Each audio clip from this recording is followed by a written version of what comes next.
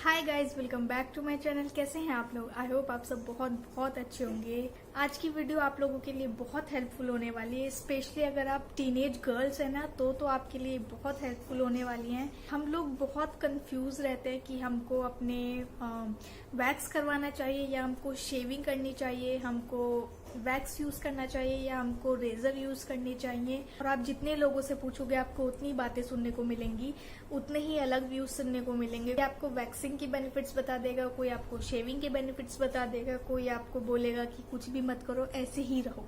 तो कुल मिला के हम लोग कंफ्यूज हो जाता है कि हमको वैक्सिंग प्रेफर करनी चाहिए या आपको शेविंग प्रेफर करनी चाहिए। लेकिन मैं आपका कंफ्यूजन आज ये दूर कर देती हूँ। देखिए, at the end of the day decision आपका ही होगा, आपको ही अपना दिमाग लगाना पड़ेगा, क्योंकि आपकी बॉडी है, आपकी स्किन है। आप ज्यादा अच्छे से जानते हैं कि आप पे क्या चीज कैसा काम करेगी और आपकी बॉडी किस चीज पे कैसा रिएक्ट करेगी।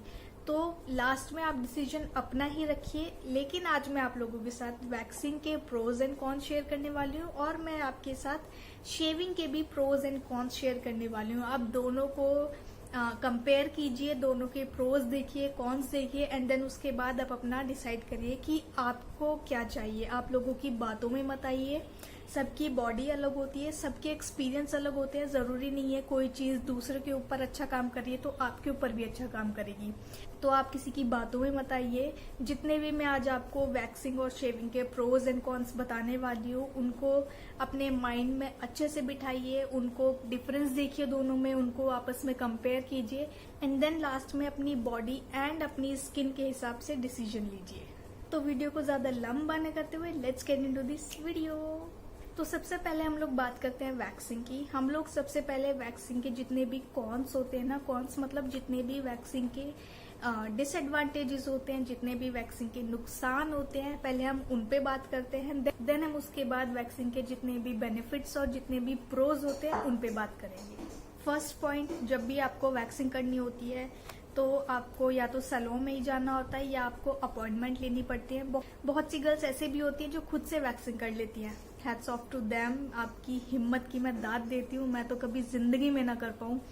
तो अगर आप घर पे कर लेते हैं देन इट्स ओके, नहीं तो अदरवाइज 90% गर्ल्स को या तो किसी को घर पे बुलाना पड़ता है या खुद सैलून में जाना पड़ता है। तो ये थोड़ा सा टाइम टेकिंग प्रोसेस तो है।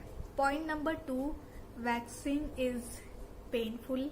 जितना पेन होता है ना, मतलब मैंने तो अपनी लाइफ में बहुत ही गिने चुने मौकों पे वैक्सिंग करवाई है, क्योंकि जितना पेन होता है ना, ट्रस्ट मी, मैं वो पेन नहीं ले सकती। तो जितनी भी गर्ल्स वैक्सिंग करवाती है आपको पता ही होगा कि वो कितना पेनफुल होता है।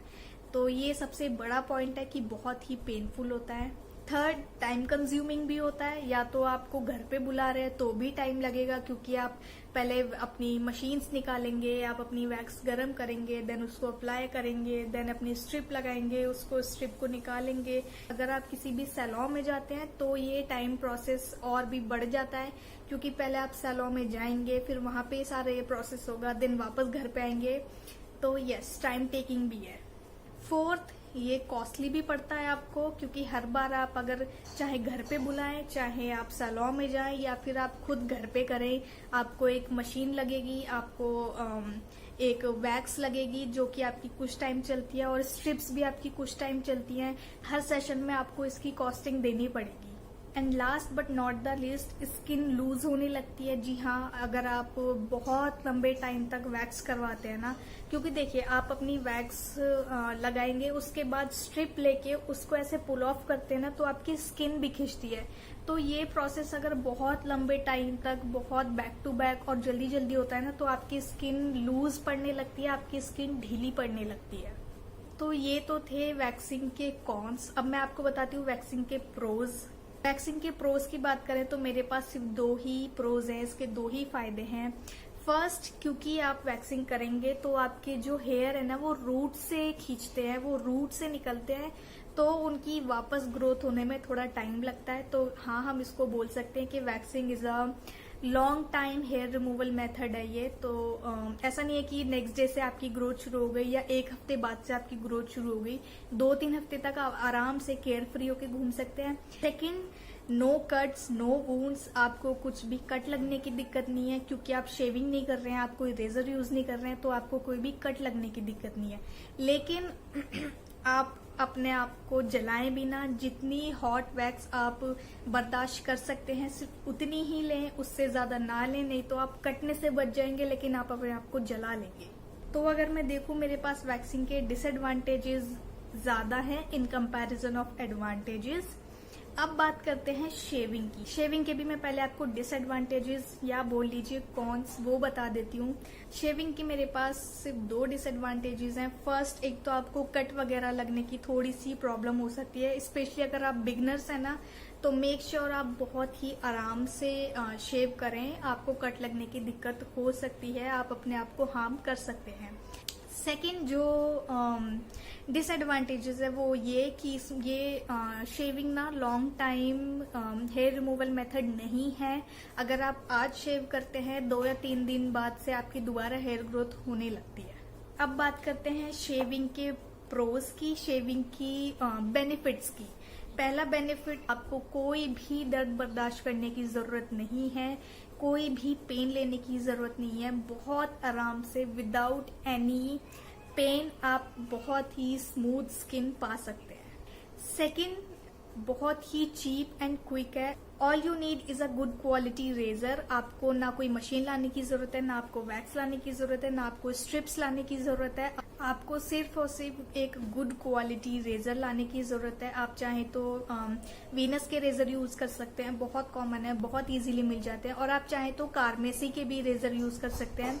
बहुत छोटू से होते हैं, बहुत क्यूट से, ट्रेवल फ्रेंडली होते हैं, बहुत अच्छा काम करते हैं, तो आप उनको भी ट्राई कर सकते हैं। Third, perfect for emergencies. अगर आपको सडनली अभी कहीं जाना पड़ जाए ना, या मुझे अभी कहीं 15-20 मिनट या आधे घंटे में निकलना पड़ जाए, तो मैं वैक्सिंग नहीं कर सकती, लेकिन मैं शेविंग बहुत आराम से कर सकती हूँ। मुझे सिर्फ अपना रेजर उठाना है और अपने काम पे लग जाना है। मुझे कोई वैक्स गर्म करने की जरूरत नहीं है, कोई मशीन प्लग इन करने की जरूरत नहीं है, कुछ जरूरत नहीं है। तो या अगर ऐसे देखा जाए तो बहुत ही इमरजेंसी के लिए बहुत ही आइडियल है। आपको 10 मिनट के अंदर भी कहीं जाना है ना, तो आप आराम से कर सकते हैं। And last but not the least, fourth सबसे बड़ा जो इसका मुझे बेनिफिट लगता है, that shaving is totally clean, hygienic and suitable for delicate skin because it doesn't require any heat element on your body, on your skin. आपको अपने ऊपर, अपनी बॉडी पे, अपनी स्किन पे कुछ भी गर्म चीज या कुछ भी हीट एलिमेंट लगाने की कोई जरूरत नहीं है। उसके बिना भी आप बहुत अच्छी हेयर फ्री और स्मूथ स्किन पा सकते हैं। सो आज की वीडियो यहीं फिनिश करते हैं। आई थिंक बहुत जल्दी और मैंने सारे पॉइंट्स कवर करे हैं, और बहुत छोटी सी वीडियो है ये, आप आराम से चलते फिरते भी देख सकते हैं। बात करें अगर मेरे पर्सनल प्रेफरेंस की, तो मैं हमेशा शेविंग यूज करती हूँ ओवर वैक्सिंग। जैसे मैंने आपको बताया ना, वैक्सिंग के मेरे पास सिर्फ 2 बेनिफिट्स थे, लेकिन शेविंग के मेरे पास डिसएडवांटेजेस भी सिर्फ 2 थे। और हाँ, शेविंग को लेके एक मिथ और है कि शेविंग करने के बाद ना, आप जब भी अपने बॉडी पे रेजर लगाते हैं तो उसके बाद बहुत ही थिक ग्रोथ होती है, बहुत ही डेंस ग्रोथ होती है। तो ऐसा कुछ नहीं है। मैं जीता जागता एग्जांपल हूँ। मैं last I think 5 to 6 years से, हाँ, मैं लास्ट 5 या 6 साल से शेविंग ही कर रही हूँ। मैं वैक्सिंग बहुत बहुत बहुत रेयरली करती हूँ, और ऐसा कुछ भी नहीं है कि मेरे बहुत ही थिक हेयर ग्रोथ हो रही है या बहुत ही डेंस हेयर ग्रोथ हो रही है। देखिए, मैं आपको इसके पीछे का ना साइंटिफिक रीजन बताती हूँ। हम लोग अपने बाल ट्रिम करवाते हैं या कटिंग करवाते हैं, तो उसके बाद जो हमारी हेयर ग्रोथ होती है, क्या वो बहुत ही मोटे बाल आते हैं, बहुत ही थिक हेयर आते हैं? नहीं ना, क्योंकि हमारी बालों की ग्रोथ हमारे रूट से निकलती है, ना कि ट्रिम करे हुए बालों से। तो इसी तरह जब भी आप शेविंग करते हैं ना, वो सिर्फ आपकी सरफेस के जो बाल होते हैं ना, सरफेस के जो हेयर होते हैं वो निकालते हैं। उससे आपकी रूट पे कोई इफेक्ट नहीं पड़ता, आपकी हेयर रूट इंटैक्ट रहती है, उस पे कुछ असर नहीं होता। तो उससे कुछ फर्क नहीं पड़ता। आपकी वापस जो ग्रोथ आती है ना, अगर आपको लगता है कि आपके मोटे बाल आ रहे हैं या आपके थिक हेयर आ रहे हैं, तो वो आपकी हेयर ग्रोथ ही ऐसी है, आपकी रूट ही ऐसी है। रेजर आपकी रूट तक नहीं पहुंच रहा, वो सिर्फ यहाँ के जो बाल है ना, सिर्फ उनको निकाल रहा है, उससे आपकी रूट पे कोई डिफरेंस नहीं आता। तो ये एक बहुत ही बड़ा मिथ है कि अगर हम शेविंग करेंगे तो हमारे थिक हेयर आएंगे या डेंस हेयर आएंगे। ऐसा कुछ नहीं होता। मैं 5-6 साल से यूज कर रही हूँ, कुछ नहीं हुआ, मेरी ग्रोथ में कोई डिफरेंस नहीं आया, ना ही थिक हेयर आए, जितने 5 साल पहले आते थे ऐसे ही आज भी ग्रोथ होती है। तो इन सब बातों पे बिल्कुल भी ध्यान मत दीजिएगा, ऐसा कुछ भी नहीं है। So that's it for today's video. I hope ये वीडियो आपको अच्छी लगी होगी और आपके लिए हेल्पफुल रही होगी। और अगर आपके लिए हेल्पफुल रही है so what you have to do is like and subscribe to my channel and don't forget to follow me on Instagram too. My insta handle is apeksha.verma। और आपके कोई भी सजेशंस या एडवाइसेज हैं या आप किस टॉपिक पे वीडियो देखना चाहते हैं वो आप नीचे कॉमेंट बॉक्स में लिख सकते हैं, मैं आप सबके कमेंट्स पढ़ती हूँ। That's it for today's video. See you in the next one. Until then stay happy, stay healthy, bye bye.